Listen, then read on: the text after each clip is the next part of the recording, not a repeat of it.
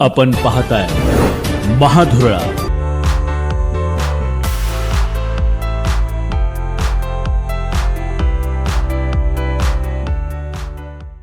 नमस्कार, महाधुरळा यूट्यूब चॅनलमध्ये मी गुरु बाळमाळे आपल्या सर्वांचं मनापासून स्वागत करतोय।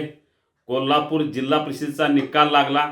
महायुती सत्तेवर येणार हे फिक्स झालं, कारण 51 जागा महायुतीला आणि 17 जागा महाविकास आघाडीला आहेत। त्यामुळे 51 मध्ये तब्बल 20 जागा राष्ट्रवादीला मिळाल्यामुळे राष्ट्रवादीचा पहिला अध्यक्ष होणार हेही जवळजवळ निश्चित आहे। अध्यक्ष कोण होणार त्यांची नावं आता चर्चेत आली आहेत। या सगळ्या पार्श्वभूमीवर रविवारी एक फॉर्म्युला तयार होईल की अध्यक्ष कोणाचा, उपाध्यक्ष कोणाचा, विविध समित्यांचं सभापती पद कोणाकडे, या संदर्भातला फॉर्म्युला रविवारी निश्चितपणे होणार आहे। पालकमंत्री प्रकाश आंबेडकर, वैद्यकीय शिक्षण मंत्री हसन मुश्रीफ, याशिवाय राज्याचे उच्च व तंत्र शिक्षण मंत्री चंद्रकांत दादा पाटील, तसेच राजेंद्र पाटील यड्रावकर यांच्या 4 जागा आल्यात। ते आमदार विनय कोरे जनसुराज त्यांच्या 6 जागा आहेत ते, या सगळ्यांची, आणि खासदार धनंजय महाडिक, आमदार अंमल महाडिक, या सगळ्यांची एक बैठक होईल रविवारी। आणि या बैठकीत फॉर्म्युला तयार होईल जिल्हा परिषदेमध्ये सत्ता वाटप कसं। जसं महापालिकेत झालं, साधारणतः महापालिकेचाच पॅटर्न जिल्हा परिषदेमध्ये होणार हे जवळजवळ नक्की आहे। त्यामुळे जिल्हा परिषद पहिला अध्यक्ष हा राष्ट्रवादीचा होणार। कदाचित 4 अध्यक्ष निश्चितपणे होतील, ते 5 वर्षात 4 अध्यक्ष, 1.25 वर्षाचा 1 अध्यक्ष, हे जवळजवळ असाच पॅटर्न ठरणार हे नक्की आहे। त्यामुळे 2 अध्यक्षपद कदाचित राष्ट्रवादीकडे जातील आणि 1 अध्यक्षपद भाजपला आणि 1 अध्यक्षपद शिवसेनेला मिळेल, आणि उपाध्यक्षपद आहे ते जनसुराज्यला निश्चित मिळेल, आणि शिवाय राजेंद्र पाटील यड्रावकर यांच्या शाहू आघाडीला सुद्धा मिळेल। सध्या तरी 1.25 वर्षाचा अध्यक्ष होणार हे जवळजवळ नक्की आहे। पहिला अध्यक्ष राष्ट्रवादीचा होणार हेही नक्की आहे। दुसरा अध्यक्ष कोणाचा हे फॉर्म्युला रविवारी ठरेल। शक्यतो भाजपचा दुसरा अध्यक्ष होईल, तिसरा अध्यक्ष शिवसेनेचा होईल, आणि चौथा पुन्हा राष्ट्रवादीचा होण्याची चिन्ह जास्त आहेत। पहिल्या 2.5 वर्षात 2 अध्यक्ष होणार हे नक्की आहे, एक राष्ट्रवादीचा, एक भाजपचा, कारण भाजपनंही तब्बल 12 जागा जिंकल्यात। तसं म्हटलं तर शिवसेनेनं 13 जागा जिंकल्यात, कारण 9 शिवसेनेच्या आणि 4 ज्या यड्रावकरांच्या आहेत त्या सुद्धा शिवसेनेच्याच म्हणाव्या लागतील, कारण यड्रावकर हे शिवसेनेचे सहयोगी सदस्य आहेत। त्यामुळं उपाध्यक्षपद शिवसेनेला की भाजपला याचा संदर्भातला निर्णय रविवारी होणार आहे। साधारणतः 23 फेब्रुवारी किंवा 24 फेब्रुवारीला अध्यक्षपदाची आणि उपाध्यक्षपदाची निवड होणार आहे। आणि या संदर्भात नेमकं काय करायचं, कारण यापूर्वीच निकाल लागल्या आमदार सतेज पाटील यांनी एक वाक्य उच्चारलं, ते म्हणले राष्ट्रवादीनं जर आम्हाला पाठिंबा मागितला तर आम्ही पाठिंबा देऊ। जे त्यांचे 17 आहेत आणि हे 37 जागा होतात आणि थेट सत्तेवर येऊ शकतात, पण सध्याची राजकीय परिस्थिती अशी नाही। महायुती सोडून मंत्री मुश्रीफ कोणता निर्णय घेतील असं सुतराम शक्यता नाही।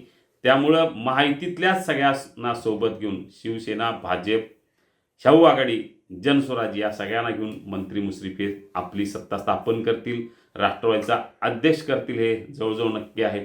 सध्या तरी अध्यक्षपदासाठी शोभाताई फराटे, शैलजा पाटील, अमृता डोंगळे, मानसी भोगम आणि राजकुमार गायकवाड, पूजा पाटील अशी 5-6 नावं चर्चेत आहेत। शक्यता जास्त वाटते ती शैलजा पाटील यांची, कारण त्या भागात अजूनही बरेच वर्षे पद मिळालेलं नाही। निर्णय अंतिम घेणार ते मंत्री हसन मुश्रीफच। त्यामुळं सध्या जो फॉर्म्युला ठरतोय तो निश्चितपणे राष्ट्रवादीचा पहिला अध्यक्ष, उपाध्यक्ष भाजपचा, आणि बांधकाम समिती सभापती पद आहे ते सुद्धा राष्ट्रवादीलाच मिळण्याची शक्यता आहे, कारण त्याच पद्धतीनं महापालिकेतही स्टँडिंग आणि महापौर हा भाजपचा आहे, तेच इकडे जिल्हा परिषद होण्याची चिन्ह जास्त आहेत। महत्त्वाचं एखादं पद जनसुराजला नक्की मिळणार. 4 वर्षात 5 वर्षात उपाध्यक्ष पद सुद्धा जनसुराजला नक्की मिळणार. शाहू आघाडीला यड्रावकर यांच्या शाहू आघाडीला सुद्धा हे पद निश्चितपणे मिळणार.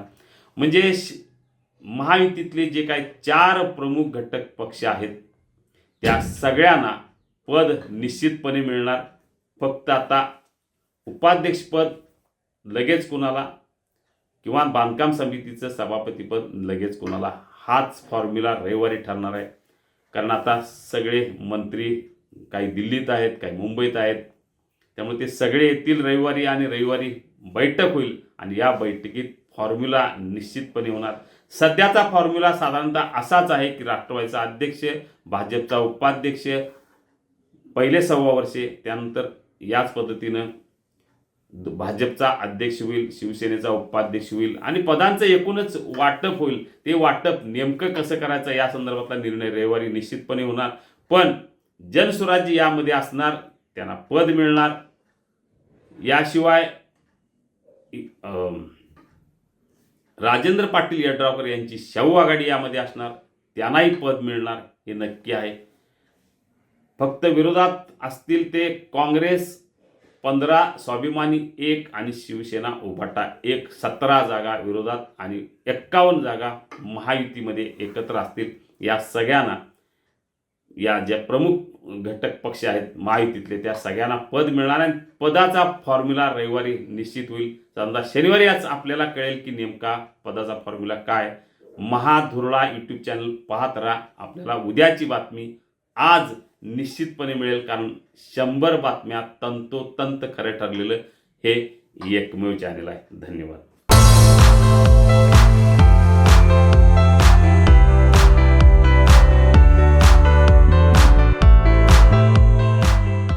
हे आहे गोकुळचं श्रीखंड. अगदी जिभेवर रेंगाळणारं. जिभेवरच नाही तर मनावरही रेंगाळणार. गोकुळ श्रीखंड, मनावर रेंगाळणारं.